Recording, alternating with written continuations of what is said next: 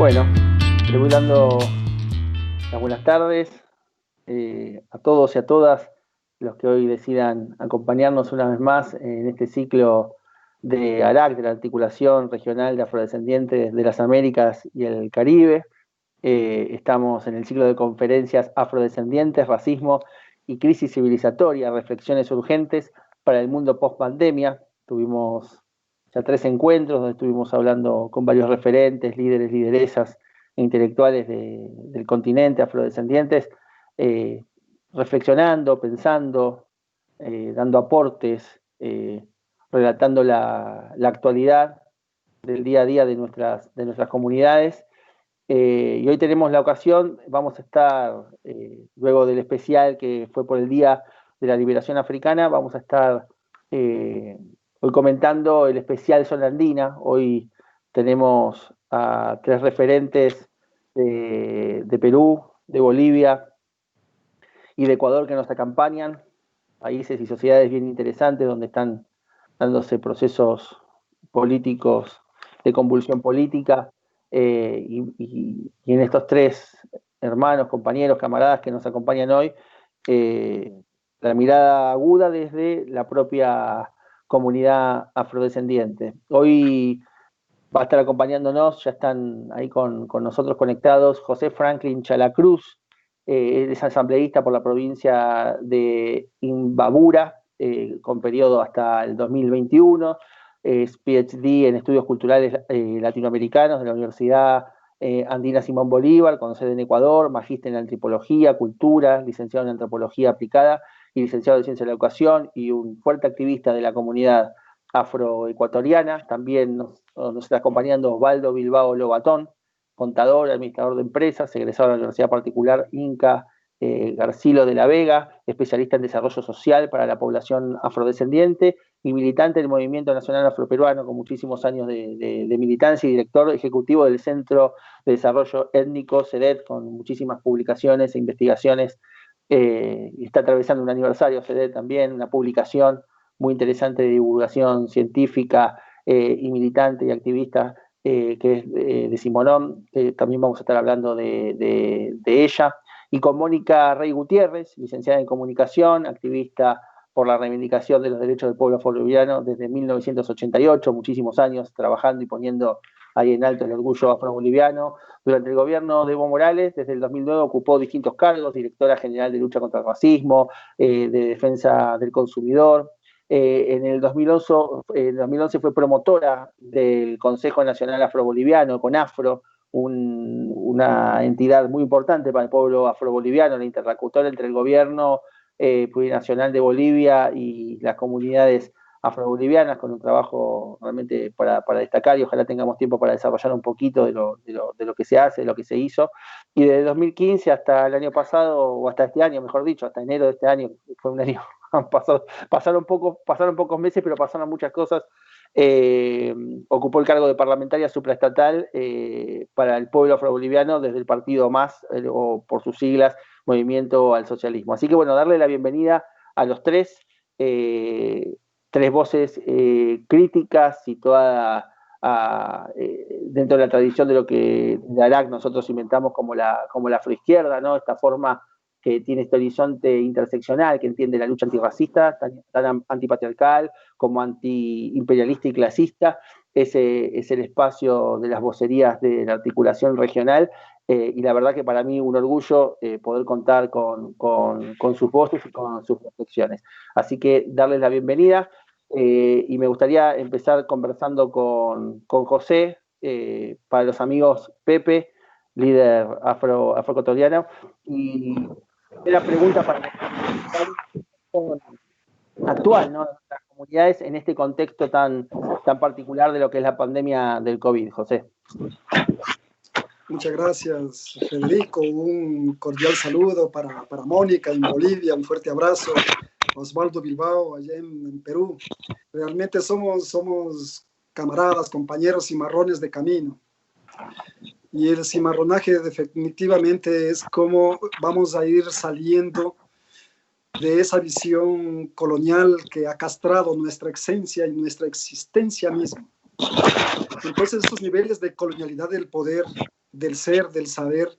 Definitivamente las cimarronas, los cimarrones se rebelaron a estos gobiernos coloniales y actualmente nos seguimos rebelando a esta nueva forma de colonialismo a través del capitalismo, el sistema capitalismo global, mundial, en donde definitivamente desde América hasta todas las Américas, América Central, el Caribe, nuestra América Andina, Sudamérica, definitivamente la afrodescendencia nos tienen desde esa perspectiva colonial sobre y fuera de los imaginarios sociales.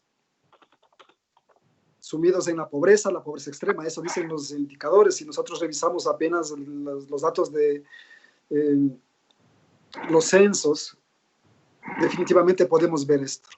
Entonces yo creo que es importante poner en contexto que nosotros somos los hijos de los secuestrados del continente africano, pensados no como seres humanos, sino como cosas, como animales para trabajar. Y cuando ya en estos gobiernos republicanos, definitivamente no estábamos siendo considerados parte de la sociedad. Desde esa perspectiva, de no ser considerados como ciudadanos, parte de la sociedad, ha hecho que estemos enfrentando este racismo estructural. Y ese racismo estructural nos ha llevado a las violencias físicas, violencias simbólicas, en donde definitivamente nuestros saberes, nuestros conocimientos, nuestros cuerpos han sido racializados y separados del imaginario, de los imaginarios nacionales. Dicho esto, es importante que nosotros podamos ver aquí en este momento en Ecuador, es un gobierno de Lenín Moreno que realmente en el 2017 llegó con nosotros, con la fuerza progresista de la Revolución Ciudadana, pero en los pocos meses nos traicionó y dando un viraje total hacia la derecha. Hoy realmente vive de rodillas a los dictámenes del Fondo Monetario Internacional. Y digo esto en términos de la pandemia del COVID-19. Definitivamente manejaron mal, tremendamente mal el tema de la pandemia. Y en vez de fortalecer el sistema de salud, por ejemplo, fue desestructurando al sistema de salud y pensando en pagar la deuda externa, que luego pagó los intereses de deuda externa y del capital, aproximadamente 1.700 millones de dólares, dejando a los hospitales realmente en soletas, al sistema de salud. Y podemos ver, por ejemplo, que en Guayaquil, donde comienza realmente el epicentro del COVID-19, teníamos muertos por COVID como 400 al día, inclusive en las calles. Realmente eso causa una gran desesperación y una desesperanza ante la falta de política de este gobierno realmente de corte neoliberal.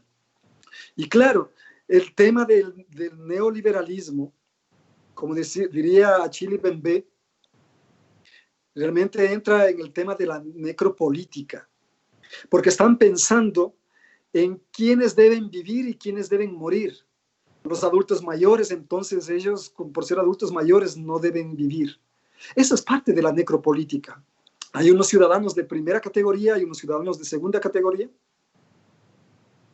Ellos deciden quién vive y quién muere. Y entonces, esto va de la mano con la reactivación económica, que eso es lo que les preocupa.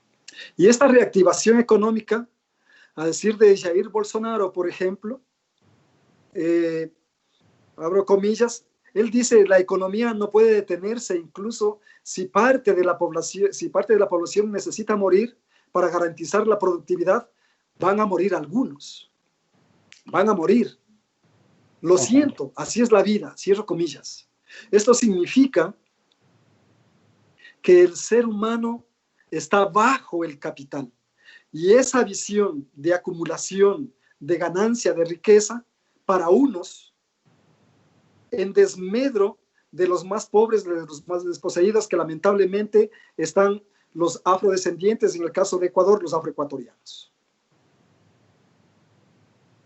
Esto evidencia también cuán descarnado o cómo el COVID-19, cómo esta pandemia desnuda al necrocapitalismo o al necroneoliberalismo. Y desnuda de tal manera en que la población afroecuatoriana, en este caso, está con indicadores sociales de pobreza, de extrema pobreza, que no se ha podido superar a lo largo de este tiempo histórico. Y si es así, entonces vamos a ponerles algunos datos que demuestra esta necropolítica. Como coordinador del Grupo Parlamentario de Defensa de los Derechos del Pueblo, de Pueblos y Nacionalidades Indígenas, Afroecuatorianos y Montubios, tuvimos la ocasión el año pasado de invitar a personas expertos en temas afrodescendientes para que un poco evalúe si las recomendaciones de Naciones Unidas para el caso ecuatoriano han mejorado o no. Y Ahmed Raid manifiesta lo siguiente: aún no se ha logrado implementar ni implantar una manera efectiva de las leyes y políticas públicas para la población afroecuatoriana. Los afroecuatorianos y las personas de ascendencia africana continúan sufriendo discriminación racial, particularmente con relación a su acceso a la justicia, a la seguridad, a la tierra, al agua potable, a la educación. Es decir, no existen políticas públicas para la población afroecuatoriana, ni antes de la pandemia, ni hoy que estamos viviendo la pandemia. Eso quiero dejar subrayado.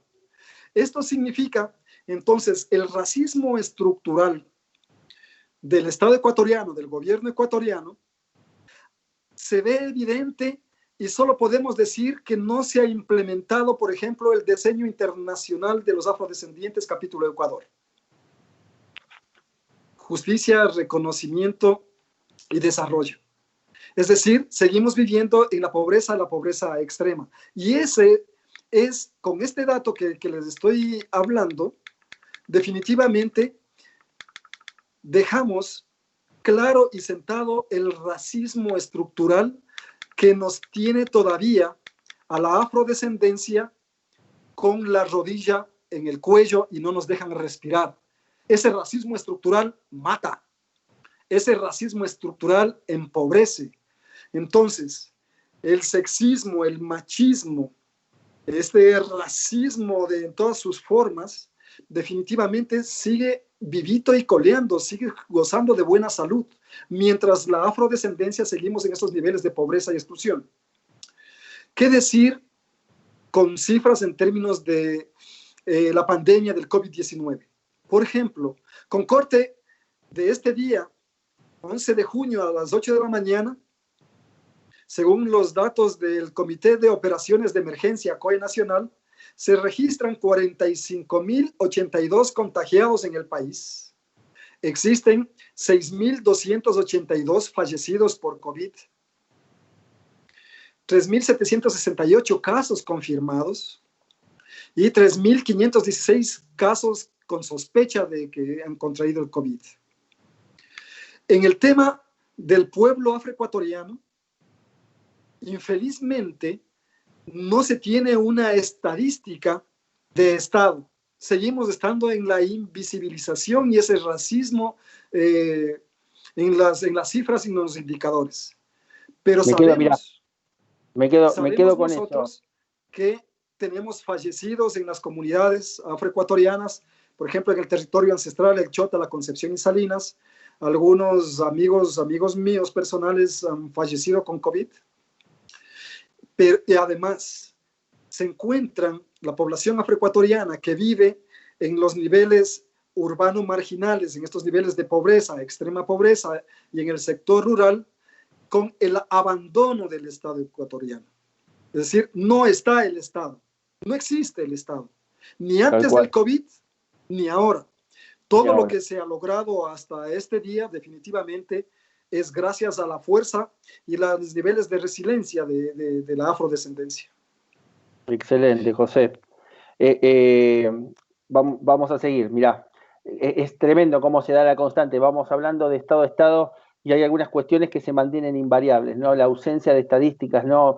El año que viene se van a cumplir 20 años de Durban, un mandato bien claro en ese plan de acción, estadísticas fidedignas sobre la realidad de nuestros pueblos, y 20 años después seguimos hablando de que no tenemos indicadores claros. Gracias, José, por la primera intervención. Quiero darle la palabra a Mónica, la bienvenida otra vez, y a Mónica. Mónica, fíjate si tenés el micrófono abierto, me parece que lo tenés, a mí en pantalla me parece que lo tenés apagado. Y poder hablar de la realidad del pueblo afroboliviano en este momento, un pueblo que había logrado realmente muchos avances y ejemplos en relación a las políticas públicas, a la representación política, ¿no? Que ha sabido tener el pueblo afroboliviano, pero en un contexto tan particular como el de un golpe de Estado y sumado el conflicto de la pandemia. Así que la misma pregunta y meternos un poquito en el análisis de la realidad boliviana y particularmente la afroboliviana. ¿Cómo afecta esta situación de la pandemia al colectivo, a la comunidad de afrobolivianas, Mónica? Estás silenciada, Mónica, discúlpame. Fíjate si podés, tenés el micrófono apagado. Fíjate si lo podés activar en la pantalla, a ver. Paciencia. ¿No la tenés muteada vos, Franco? Ay, no, a ver de vuelta, Mónica, se volvió a apagar. Esto es en vivo, así que ¿Ahora? son cosas. Ahora sí, perfecto, te escuchamos, Mónica, excelente. Dale. Ya. Bueno, un caluroso saludo, Federico, a Osvaldo, a Pepe y a todos los que nos están compartiendo con nosotros, a todos los afrodescendientes y los no afros que están interesados en la temática nuestra a nivel nacional, internacional. Bueno, como ya lo había mencionado, a nosotros la pandemia nos pilló en un momento de una crisis de que veníamos entrando a una crisis muy fuerte, que fue el golpe de Estado, promovido más o menos desde el 10 de noviembre, que fue obligado Evo Morales a renunciar por el golpe cívico, policial y militar. Y se viene después una autoproclamación de la actual presidenta transitoria, ¿no? Y eso ha generado pues una crisis de Estado. Realmente aquí en Bolivia hay una crisis social que trajo consigo grandes convulsiones, ¿no? Sociales. Y bueno, los avances que habíamos tenido nosotros como afro-bolivianos, que ya los había mencionado, de ser un pueblo totalmente invisible por los anteriores gobiernos, por los gobiernos neoliberales, y que hemos tenido que hacer grandes luchas, pero que no contábamos, no contábamos como población para los anteriores gobiernos, a pasar a ser reconocidos en esta nueva constitución política y tener participación activa, directa en las instancias del Estado, y lograr algunas leyes que hemos logrado en favor del pueblo afroboliviano. Si bien, bueno, hemos tenido buenos avances, pero obviamente que faltaba mucho por hacer, porque los años de discriminación y racismo que hemos tenido los afrobolivianos no es pues de 14 años, o sea, no se curan en 14 años lo que es más de 500 años, ¿no? Y de pronto esto se ve, digamos, como alterada por este proceso, por este otro proceso de golpe que hemos tenido, efectivamente que ha afectado directamente, ¿no? Porque como que se paralizó todo. ese proceso que pues se paralizó todos los procesos que íbamos teniendo y de la noche a la mañana nos hemos visto militarizada, estamos hasta ahora militarizados aquí en Bolivia, ¿no?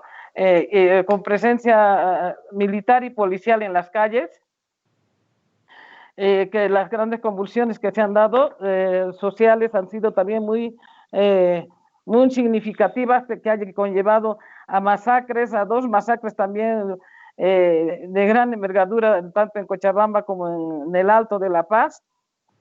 Y bueno, y las detenciones, ¿no? Detenciones arbitrarias que se han dado y que se siguen dando todavía a gentes que por ser miembros digamos, del partido o por ser también parte de organizaciones sociales que han sido la base como que de este proceso de cambio. Y entre ellas tenemos nosotros una detenida afro, que es Elena Flores, una afro de los Yungas de Coripata, que por su dirigencia sindical de Cocalera, hasta ahora no se lo puede todavía sacar de la cárcel, sigue en la cárcel de Obrajes, de mujeres. Y bueno, y también la vulneración de derechos y tema vulneración de la libertad de expresión. Sacaron el tema de que cualquier tipo de protesta o reclamo era sindicado como sedición, terrorismo, instigación al orden público. Por cualquiera de estas cosas te pueden apresar, no meter. Y bueno, la pandemia nos encuentra justo, nos toca dentro de ese contexto que estamos viviendo, ¿no? Y bueno, hemos entrado en cuarentena desde el 21 de marzo, y esta cuarentena ha significado pues realmente un alto sacrificio para la población boliviana, sobre todo para los sectores más vulnerados, ¿no? ¿Por qué? Porque así dejar de trabajar, estar encerrado en las casas y no tener ningún tipos de ingreso, aunque han dicho que los trabajos no pueden dejar de pagar. Hay muchos que no todos han cumplido al 100%. Y bueno, el único bono que ha dado el gobierno es de 500 bolivianos, que aproximadamente son $72 para poder mantenernos en ese estado durante esa cuarentena, ¿no? Y eso, bueno, ha llevado pues a que gran parte, al menos de nuestra gente, tenemos, hablando prácticamente en las ciudades como donde tenemos migraciones de afro, como la ciudad de Santa Cruz, Cochabamba, están pasando muy dura nuestra gente, ¿no? Porque muchos viven, y también la mayoría de la gente que vive del día a día, del trabajo diario, de la economía informal, justamente nuestra población entra dentro de ese bloque, porque por el tema del racismo y discriminación, pues no hemos tenido nosotros los mismos espacios y de las posibilidades y oportunidades a mejores condiciones laborales, ¿no? De crecimiento. Y bueno, lo que está, digamos, un poco salvando la situación en estos momentos es las famosas ollas comunes. O sea, ollas comunes que están haciendo la contribución del mismo pueblo, el pueblo salvando al pueblo, ¿no? Y no tanto desde el Estado, porque desde el Estado se ha dicho que la cuarentena era para poder equiparnos, mientras tanto equiparse Bolivia en tema para esta pandemia específicamente, porque es una pandemia específica que requiere de ciertos tipos de tratamiento y de equipamiento.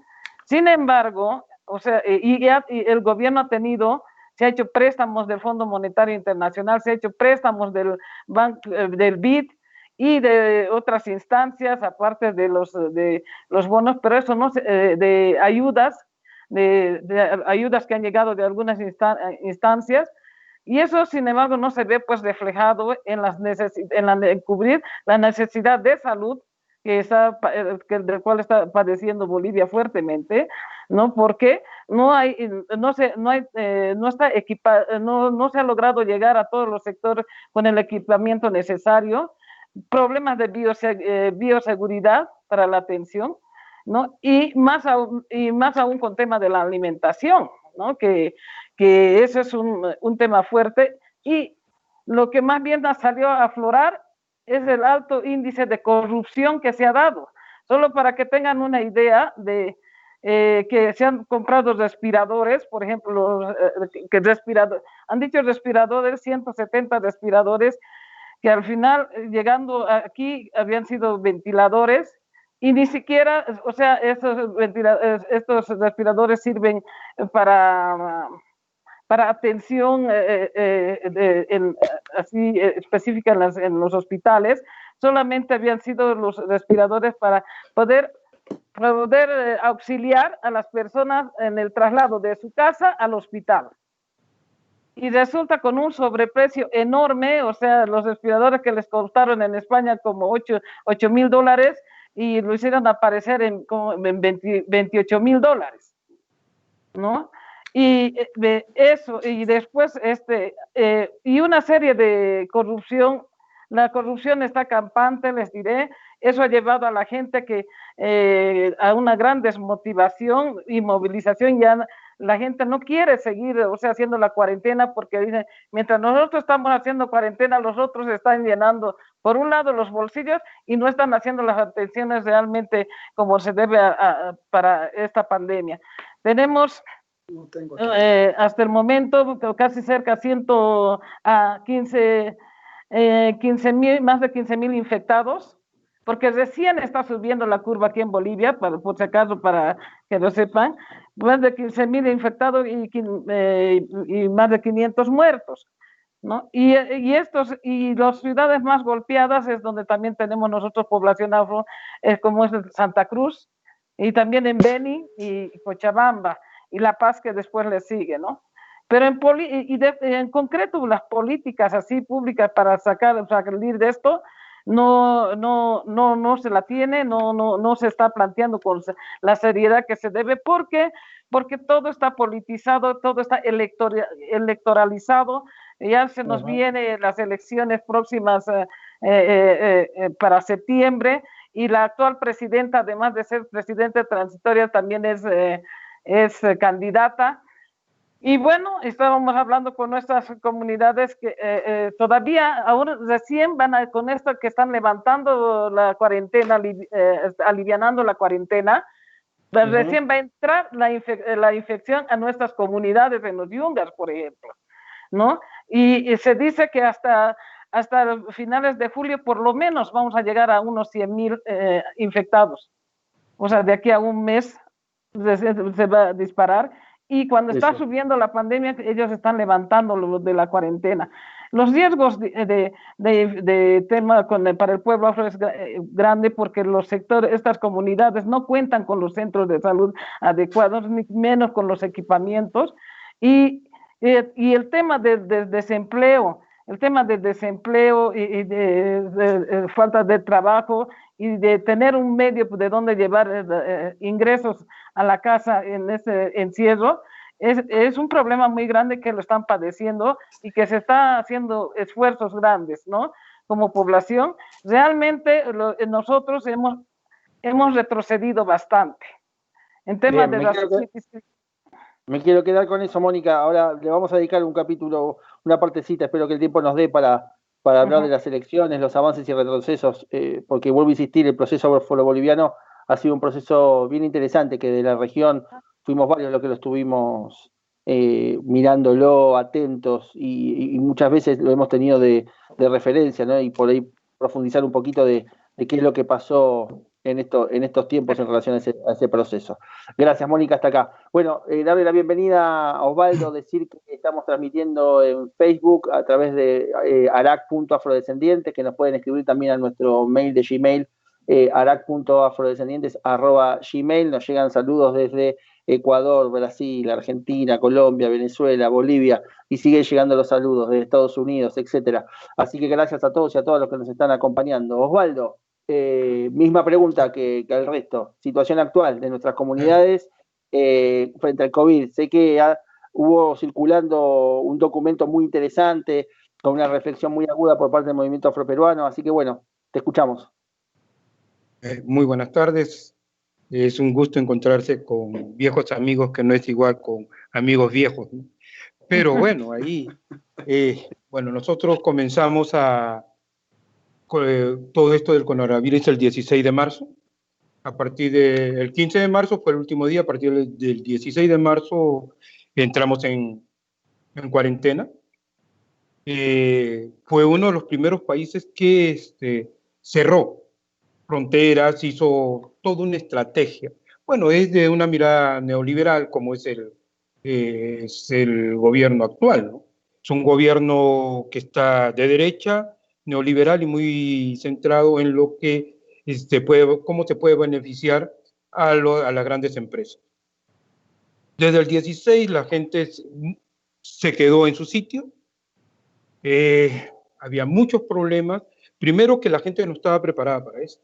O sea, de un día para otro, el 15, domingo 15, y te dicen a partir del 16 nadie sale, y tú no estabas preparado como para entrar en un estado de esa forma. Nadie había comprado nada, o sea, no tenías ni lo más básico para cocinar. Solamente podía salir una sola persona de la familia, y es quincena sobre todo. Y bueno, por lo general, los que cobran a fin de mes, a la quincena está sin un sol. Y los que cobran quincena todavía no le habían pagado, porque le tendrían que pagar el 16. Entonces, a partir de ese 16 de marzo, era un ir y venir de la gente, y de la gente que también tenía que estar en cuarentena. Sin embargo, ellos trabajan para el día a día.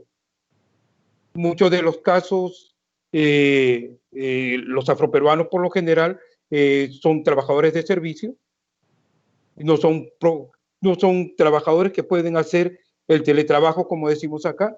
Entonces, tienes una serie de problemas, y fuera de eso, sumado la gran migración de los hermanos afro-venezolanos, que ellos trabajan en el día a día.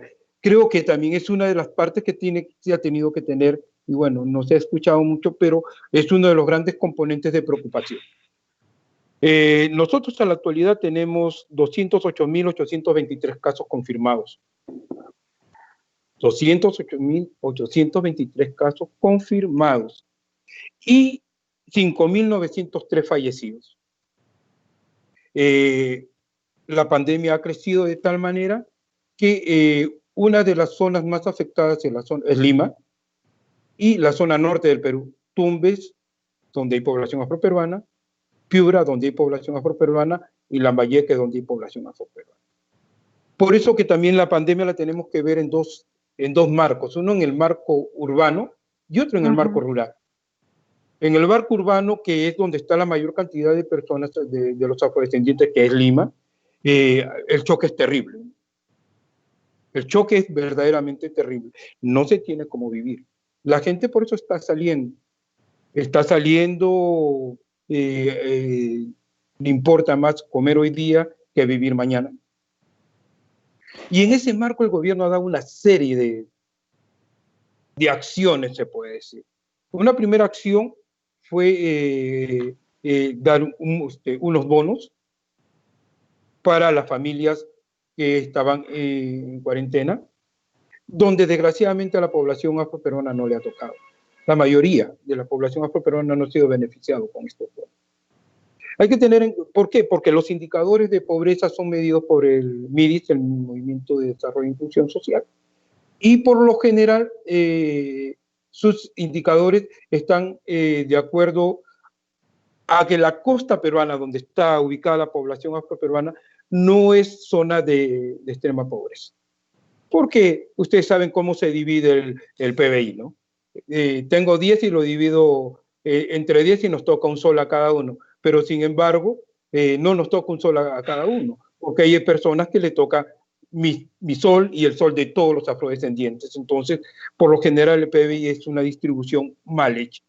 Por otro lado, nosotros, en ese primer momento, el presidente de la República, el 27 de marzo, sacó un decreto legislativo, el decreto legislativo indicando cuál va a ser la la estrategia de gobierno pidió atribuciones al legislativo para que él pueda legislar sobre el tema, pueda sacar un decreto legislativo, donde dice pues que cuál va a ser la estrategia del Estado peruano para enfrentar la pandemia. Es interesante que en este decreto legislativo habla de todo menos de los afroperuanos. Y nosotros al otro día, el día 28, sacamos un pronunciamiento conjuntamente con la Asociación Negra Apellido, una organización también hermana, y le hicimos ver al gobierno que, en primer lugar, había sacado un decreto donde nos había dejado fuera de toda acción. Y a los afroperuanos y a los de extrema pobreza. Hablaba de pobres, indígenas, pero no hablaba ni afroperuanos ni de extrema pobreza. Entonces nosotros le pusimos sobre el tapete diciéndole, bueno, señor, el pronunciamiento iba dirigido al presidente de la República, al presidente del Poder Legislativo y al defensor del pueblo.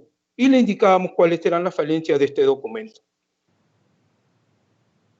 Asimismo, el Estado peruano siguió haciendo sus acciones y en el marco de esta atribución de funciones que le dieron al Estado, el Ministerio de Cultura saca otro documento, un poco también en el marco que decía Pepe, también en el primer pronunciamiento nosotros le hacíamos ver al Estado que no estaba poniendo la variable étnica dentro de todos estos documentos, ¿no? O sea, van a levantar información y estas informaciones no tenían variable étnica. El gobierno saca otro documento, un decreto supremo, donde da lineamientos para el enfrentamiento del COVID para poblaciones indígenas. El Ministerio de Cultura es el ente rector en temas técnicos, donde están los pueblos andinos, amazónicos y afroperuanos. Sin embargo, saca un documento, los lineamientos de política para enfrentar el COVID, con un presupuesto destinado para nuestros hermanos indígenas y deja de lado a la población afroperuana. Por tal motivo, nosotros sacamos otro pronunciamiento indicándole al gobierno que está dejando de lado a la población afroperuana y que se hace de imperiosa necesidad que haga un decreto legislativo o un documento que se anexe o una fe de ratas, como sea, incluyendo a la población afroperuana. Sin embargo, hasta la fecha no lo hace. Hay que tener en cuenta el racismo estructural en la cual, invisibilizándonos como pueblo o población, como grupo étnico, está haciendo el Estado peruano. Hace 3 días ha sacado, por ejemplo, los lineamientos de atención para poblaciones indígenas. Sin embargo, el pueblo afrodescendiente sigue estando invisible. Entonces, la pregunta que nos hacemos nosotros, ¿el Estado o es ciego, es sordo o mudo, o no les interesa la vida de los afroperuanos? Para bien, para cosas, porque hasta ahora no tenemos el número real de afroperuanos que han fallecido. En la zona rural, los compañeros y compañeras han hecho una estrategia, me parece bastante interesante, por lo cual hay poquísima incidencia. Ellos han cerrado sus fronteras. Los compañeros han cerrado sus fronteras, no dejan entrar gente, no dejan salir a su gente, la cuidan, no dejan que entren ambulantes, no dejan, o sea, la gente está haciendo, ha hecho una estrategia de conservación de sus ciudadanos, pero no es de parte del Estado. La gente se ha organizado y dice, por acá nadie entra, por acá el Estado no entra, y hay que tener en cuenta la situación de las postas médicas que tenemos allá. Entonces, tenemos una seria situación de el Estado nos tiene abandonados. Nosotros desde nuestra posición hemos hecho algunos pronunciamientos, como ustedes saben, e inclusive le hemos alcanzado algunas acciones que debe hacer el Estado peruano para proteger a la población afroperuana en el marco del COVID. Mira, porque es simple, se debe tener en cuenta varias acciones. Por ejemplo, la población afroperuana y está nosotros tenemos un censo y hay varios estudios que dicen que los afroperuanos y afroperuanas presentan enfermedades que lo hacen especialmente vulnerables al COVID, como son hipertensión arterial, mucho de esto, un 6%, un 17% que sufren hipertensión, que está por encima de la media nacional, gran parte se encuentra en niveles más bajos de la línea de pobreza. En zonas urbanas y rurales ocupan espacios de territorio comunal de alta densidad, por ejemplo, por ponerte un ejemplo muy claro. O sea, muchos viven en solares, callejones, no sé cómo le dirán en sus países, son solares o callejones donde viven 3 o 4 familias, compuestas por 3 o 4 familias que vienen a ser 12 personas en 2 cuartos. Entonces, ¿cómo enfrentas? ¿Cómo también le dices que no se movilice? ¿Y cómo, por A o por B, Dios no quiera, se enferma una de estas personas? ¿Cómo cómo lo aíslas? Si solamente tienes 2 cuartos.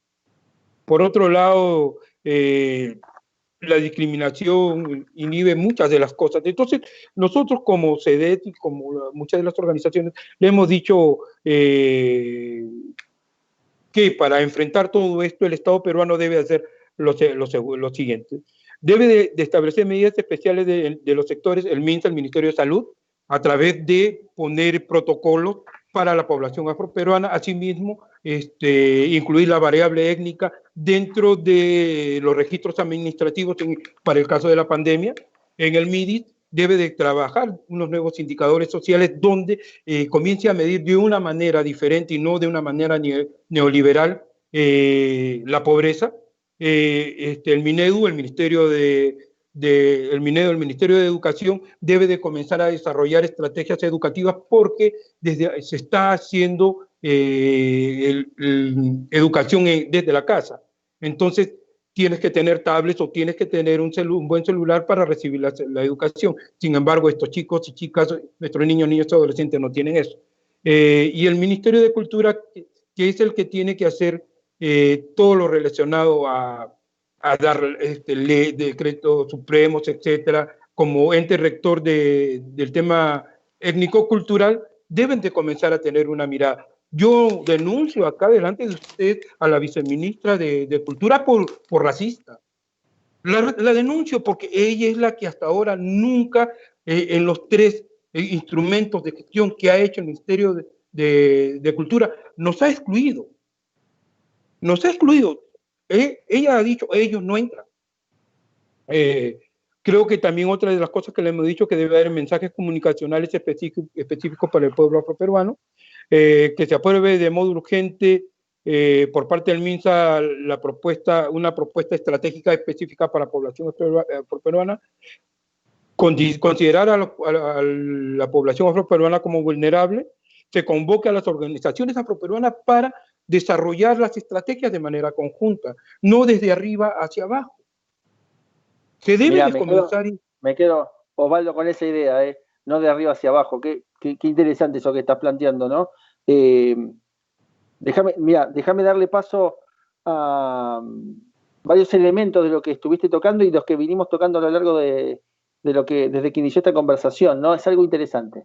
Los números hacen evidente, la realidad hace evidente la ausencia de números y por otro lado la persistencia, ¿no? La política pública general de un gobierno neoliberal da consecuencias y cifras alarmantes, como lo están contando ustedes en la realidad de sus tres países, con las imágenes de los muertos en las calles de Guayaquil, las persecuciones y los muertos, y esa advertencia que haces vos, Mónica, ¿no? De una apertura para cuando lleguen a las comunidades, ¿no? En el mismo momento que el gobierno va a decidir flexibilizar la cuarentena, va a ser cuando tengamos en la puerta de nuestras comunidades la amenaza de la pandemia y esto que está indicando, ¿no? Argentina en ese sentido ha demostrado ser, el gobierno argentino ha demostrado ser como de los más activos y los más efectivos. Los números le dan la razón, ¿no? 22.000 casos confirmados y 670 muertes gravísimas y dolorosas, pero pequeñas en comparación con los números que manejan otras sociedades. Ahora, hay una cosa que es una constante, la ausencia de las estadísticas específicas de nuestra población. En el mismo contexto en el que parecería que hay un rebrote del activismo antirracista en el continente, a partir de la muerte del asesinato de George Floyd en los Estados Unidos y las manifestaciones que se dieron a lo largo y ancho de todos los Estados Unidos con el lema de las vidas negras importan, pero parecería que ese lema también tiene impacto en nuestras realidades, ¿no? Entonces, Mónica, ¿qué te animás a decir en relación a esto? ¿Cómo está la discusión del racismo estructural en Bolivia y los efectos que está teniendo, que ha ganado espacio en la agenda y cómo se ha manejado en la agenda política en este contexto, ¿no? En un contexto donde la pandemia mantiene los cuerpos en las casas, pero evidentemente el racismo sigue caminando lo más libre. Bueno, lamentablemente, o sea, cuando te decía que hemos retrocedido, justamente en uno de los campos que hemos retrocedido es en este tema tema del racismo, ¿no? Y se ha manifestado así abiertamente, o sea, se ha empezado de nuevo a naturalizar el racismo desde los movimientos cívicos que hubo antes de lo del golpe de Estado. Pero se manifestó de una manera cruda, abierta, ¿no? Y tanto así que, bueno, después, hoy en día, esa carga ha venido a recaer en los movimientos sociales, en los indígenas y por ende también en los afro-bolivianos. Los términos es común digamos, el término de salvajes, que se supone una de las salvajes, indios, macacos, ¿no? Ha vuelto a ser parte del discurso el lenguaje común, de la gente común, y sobre todo en las redes. Yo recuerdo muy bien cuando atacaron a Elena en las redes, fue durísimo, ¿no?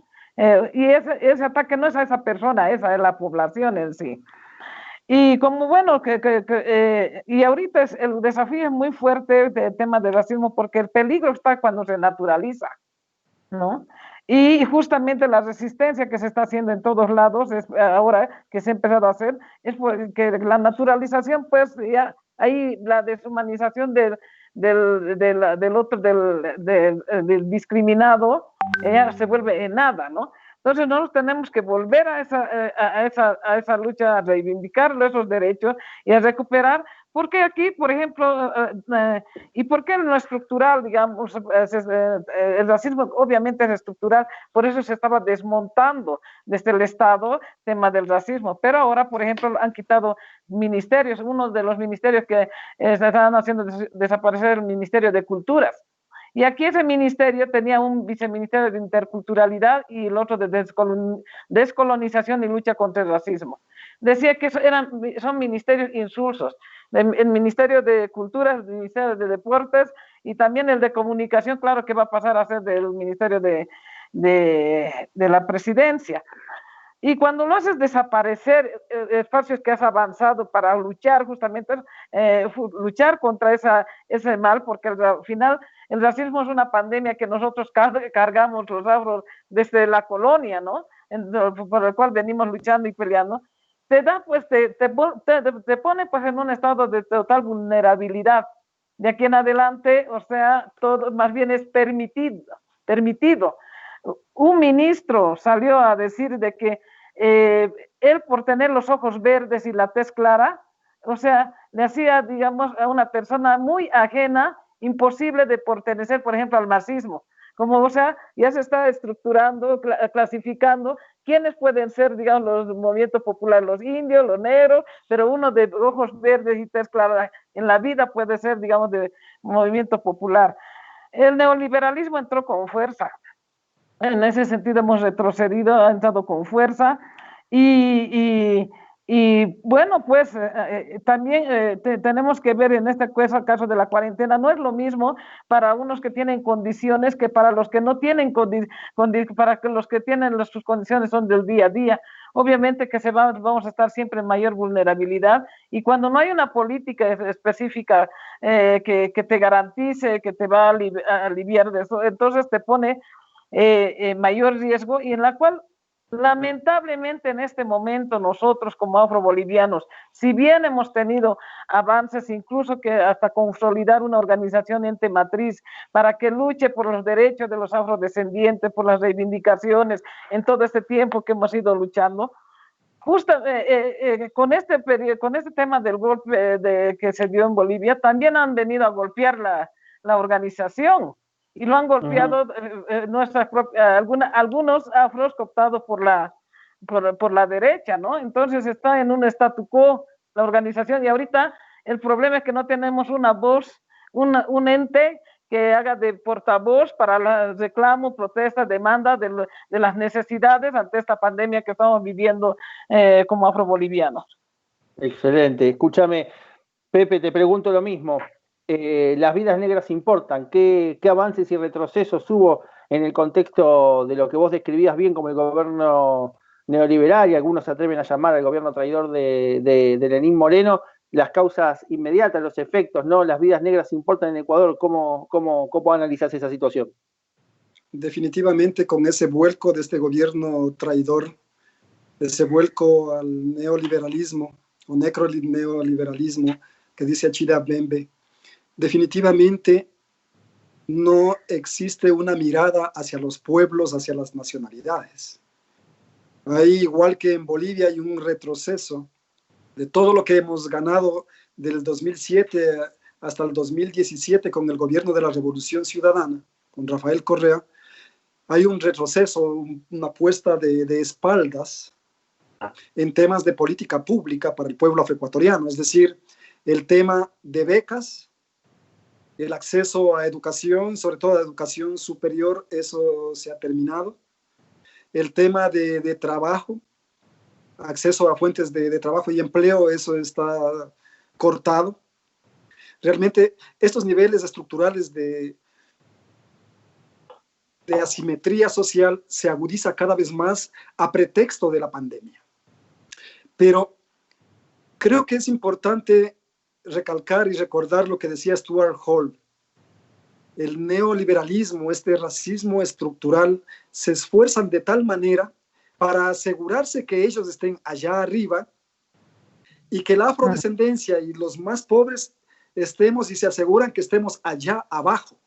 Es decir, mientras no tengamos acceso a educación superior que pueda romper con ese círculo vicioso de la pobreza, efectivamente seguiremos estando allá abajo. Eso es lo que definitivamente están buscando. Y fíjense, ellos, me refiero a este gobierno neoliberal, mandó 2 proyectos urgentes para activación económica y una ley humanitaria, dizque. Pero esta ley humanitaria tiene solo el nombre, porque inclusive los que estaban en primera línea en la lucha contra la pandemia, los médicos en el sistema de salud, han sido despedidos. Despidieron a más de 400 epidemiólogos cubanos y dejan desarticulado el sistema de salud. Es decir, las vidas de los pobres y a los afrodescendientes no importan. Fíjense, como un ejemplo que recién nomás la semana pasada tratamos en la Asamblea Nacional en una Comisión de Justicia y Estructura del Estado, el caso mal llamado Mascarilla se llama, eso fue de connotación internacional, en donde un policía a menos de 4 metros dispara a un joven de 24 años, Andrés Padilla, por la espalda, hace un disparo certero en la cabeza y lo mata. Hoy están pidiendo en la Asamblea Nacional amnistía. Inclusive lo más dramático de todo eso es que el mismo presidente de la República y la ministra de Gobierno, María Paula Romo, se ponen al frente diciendo que van a defender a la policía. Es decir, el Estado policía queriendo dejar en la impunidad ese crimen de Estado. Ese crimen de Estado, que no es el primero. No es el primero. Entonces, para decirte, Federico, que las vidas del pueblo afroecuatoriano, de las mujeres y hombres, no importan, porque sigue imperando mientras exista la necropolítica o este neoliberalismo descarnado, en donde no ve a los pobres, no ve a la afrodescendencia, no ve a los pueblos y nacionalidades indígenas, no ve a los montubios. Definitivamente ellos seguirán legislando como hasta ahora para los grupos de poder, para los empresarios, para la clase pudiente. Y para los pobres, realmente las migajas para vivir otra vez como pidiendo favores y no unos derechos a gozar de la política pública. Eso es lo nefasto del neoliberalismo. Eso es lo nefasto del racismo estructural y cotidiano. Ante eso estamos enfrentados. Osvaldo, las vidas negras importan en Perú, estabas empezando a esbozar eso. Tenés el teléfono apagado, Osvaldo, estás muteado. Te escuchamos. Paciencia. Mira, las vidas negras importan en cualquiera de las latitudes. Desgraciadamente, para mal, ha tenido que ser en Estados Unidos alguien que ha muerto violentamente. Pero morir violentamente también es ser invisibilizado dentro de la estadística. Morir violentamente es morir de hambre. Morir violentamente es que te racialicen y te tengan a un costado cuando el Estado en su conjunto está impulsando políticas públicas para un determinado grupo. Cuando hablamos de las vidas, importan las vidas de esos niñas y niñas adolescentes que no tienen cómo estudiar. Importan la vida de esos jóvenes que muchas veces se lanzan a la drogadicción porque no tienen otra forma de cómo vivir. Todo eso importa. Que haya pasado lo que ha pasado en Estados Unidos, desgraciadamente. Nosotros hace 15 días, o bueno, un mes, a una señora de 70 y tantos años la mataron. La vida de esa mujer no importa. Y nadie, en el Perú, ninguna de las organizaciones, muy pocas de las organizaciones puso, ni indican, dijo algo sobre la muerte de esa mujer. Entonces, hay veces nos molestamos, nos ofuscamos, cuando parece que en nuestros países no está pasando nada. O sea, hablamos, discutimos, gritamos, decimos, vamos a salir a las marchas, pero en nuestros países están pasando muchas cosas. Por ejemplo, los afrovenezolanos, los compañeros venezolanos que están pasando todo lo que están pasando, más allá son personas que se han tenido que desplazar por X motivo, pero son desplazados que se están muriendo de hambre. Y la xenofobia los está matando. ¿Eso no importa? Entonces tenemos que comenzar a mirar y a desarrollar desde adentro. O sea, ¿qué es lo que está pasando en nuestros países? También, y denunciar eso. Seguimos denunciando lo que está afuera. ¿Es parte del problema neoliberal? Sí. Es parte de todo este problema, pero lo que indigna muchas veces es que los periodistas acá en el país, todo el mundo diciendo, uy, ¿cómo pueden haber hecho esto? Los mismos, inclusive un compañero izquierda, un congresista, saca un pronunciamiento diciendo que sí, que pobrecito el compañero, sí, pobrecito, pero sin embargo firmó o no dice nada por los afroperuanos. No lanza ningún tipo de política pública para los afroperuanos.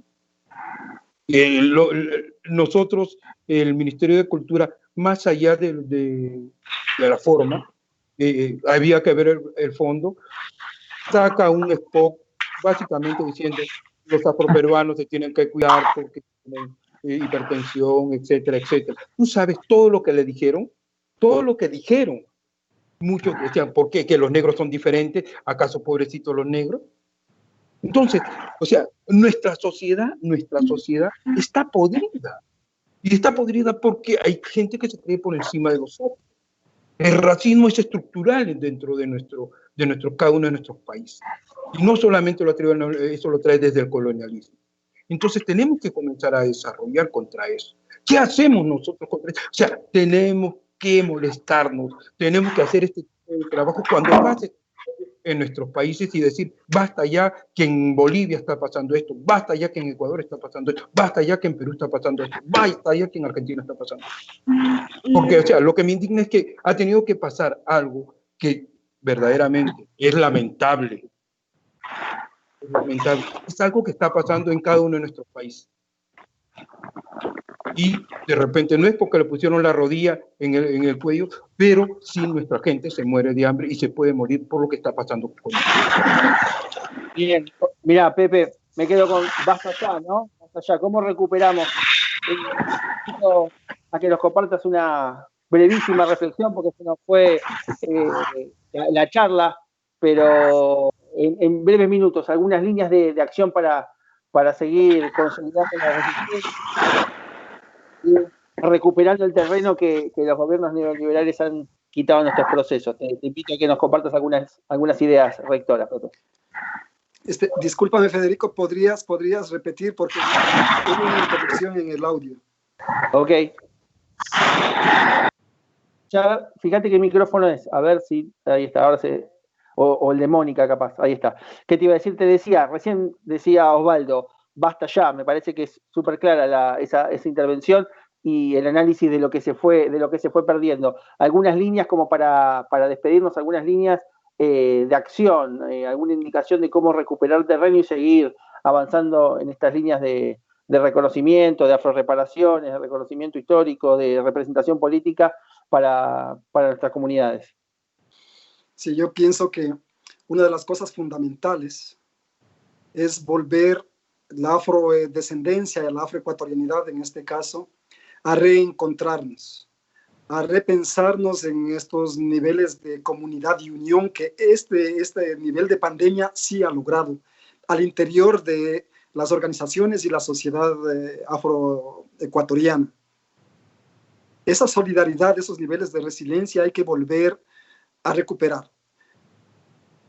Seguir luchando, como hemos hecho hasta este momento, por ejemplo, desde la Asamblea y el grupo parlamentario, sentamos a la FAO y a la OMS, para que se definan protocolos de atención en estos momentos de pandemia, pero también post-pandemia, tomando en cuenta que estamos prácticamente en la mitad, si se quiere, del diseño internacional de los afrodescendientes, que es una burla a la afrodescendencia.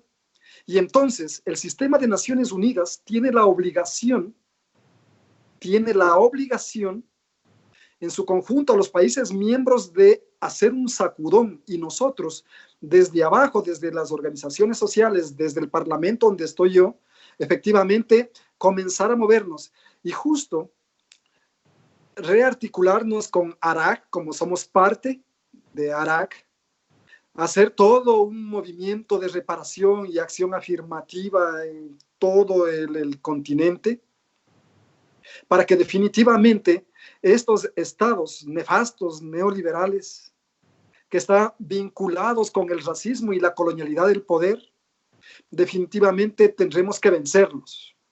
Y solo vamos a vencerlos a través de nuestra legislación internacional y de nuestra constitución.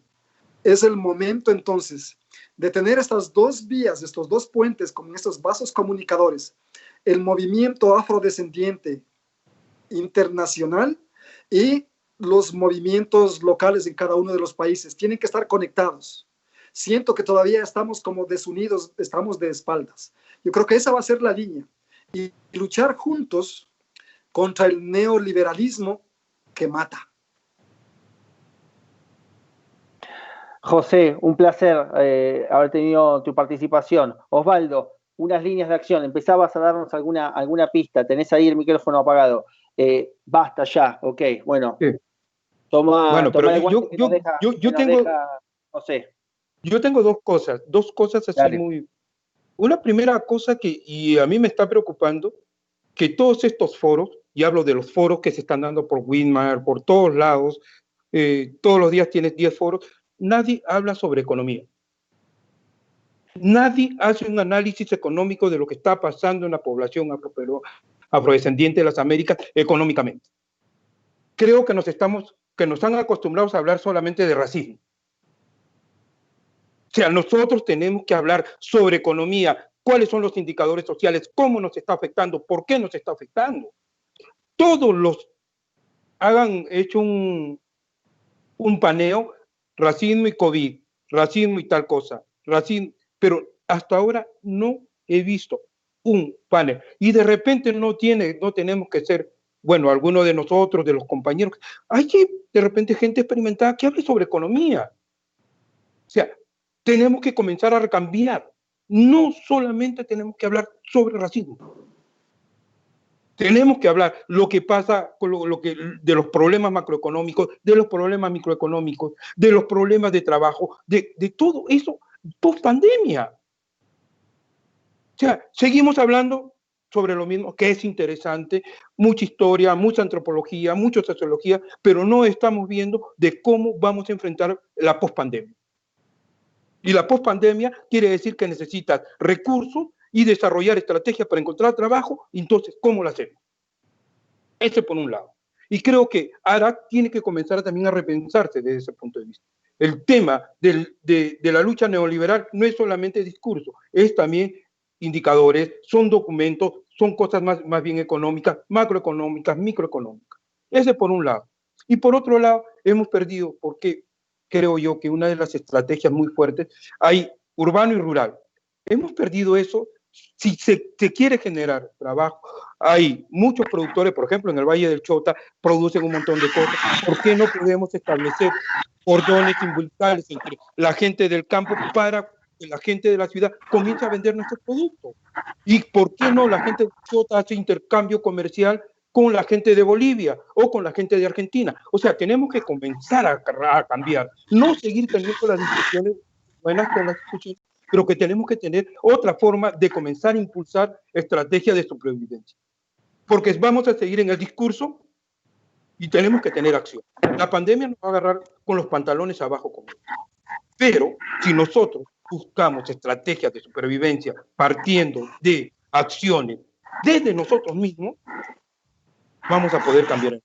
Pero mientras tanto, mientras nosotros no hagamos, no sé si negocios, no hagamos ese intercambio comercial, no agarremos y nuestros agricultores vayan al Valle del Chota, como hace tiempo quisimos hacer con Pep, aprendan cómo puede hacer lo que están haciendo ellos, mientras no vayamos aquí y veamos que nuestros empresarios comiencen a trabajar con nuestros empresarios, vamos a seguir dándole vuelta y no vamos a poder tumbarnos al negocio.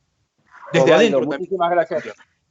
Excelente. Muchísimas gracias, Osvaldo Bilbao, por tu claridad y por tu intervención. Mónica, unos minutos, algunas líneas de acción que nos dejes para la charla. Bueno, creo que todos los que me han antecedido ya han puesto interesantes propuestas, vías en la mesa. Yo quiero apuntarme a dos aspectos. Uno, que ahorita, bueno, hemos vuelto a un modelo neoliberal, capitalista neoliberal, y que sabemos que ese modelo para nosotros es aplastante, ¿no? Entonces, ¿cuál es la alternativa? Sí, veo que una de las vías es la reestructuración de los movimientos populares, tanto afrodescendientes como indígenas, ¿no? Y para la construir una agenda común, la construcción de una agenda común y una estrategia de lucha, porque de manera así solo sectoralizado no lo vamos a poder. Sabemos que pues habemos dos bloques que vivimos la misma situación, lo cual tanto indígenas como afrodescendientes, y nuestras luchas tienen que ser de manera estructurada y de manera conjunta, con estrategia y planificación. Y el otro punto es que tenemos que sacarnos nosotros los afrodescendientes el chip de que solo con el activismo vamos a poder cambiar las cosas. Imposible. Sí o sí hay que meterse en la política para entrar a las estructuras del Estado, y desde el Estado, ya que estamos diciendo que el racismo es estructural, solo desde ahí podemos desmontar esa estructura y poder transformar. Por eso es que Malcolm X hablaba del Black Power. No era por el poder, sino porque sabía que era estructural y que eso teníamos que transformarlo desde adentro. Y que para romper ese mito que también nos han metido, que tanto los negros como los indios, que nuestra política tiene que ser la pala y el pico. y los otros, para nosotros tenía que ser pala y pico, o sea, trabajo de campo, y los otros tenían que ser los que nos los tenían que pensar, hacer los planes, las políticas públicas, afectarnos. No, nosotros tenemos que realmente transformar eso, retomar nuestras agendas de lucha, de fortalecer y de encaminar en lo que nos hayamos equivocado, de encaminar, pero volver con más fuerza y no hacernos pasible de este modelo neoliberal y capitalista que realmente nos va a aplastar. Peor ahora con este COVID, se va a acentuar la crisis económica en todos los países y más en los sectores más vulnerables. Bueno, Mónica, muchas gracias, Mónica. Gracias, José Chalá, gracias, Osvaldo Bilbao, gracias, Mónica Rey, por este tiempo. Gracias a todos y a todas los que nos acompañaron durante toda la transmisión. Llegaron un montón de preguntas, excelentes reflexiones, más saludos de Costa Rica, de Estados Unidos. Bueno, se sumó un montón de gente, un montón de reflexiones, ¿no?, que fueron acompañando sus intervenciones. Así que invitarlos a que compartan la publicación. Va a quedar el material en la página de ARAC de Facebook, ARAC.afrodescendientes, y en estos días también en el canal de YouTube, donde están las demás charlas de este ciclo de conferencias. Así que una vez más agradecerles a los tres por haber participado, por haber compartido las reflexiones y los análisis, fundamentalmente en torno a esta idea de la teoría de la praxis, de lo que es el pensamiento activo de nuestros líderes y lideresas y referentes como lo son ustedes. Así que muchísimas gracias en nombre de ARAC por haber participado y seguimos avanzando. A ustedes las gracias. Un abrazo. Abrazos, abrazos, abrazos, abrazos.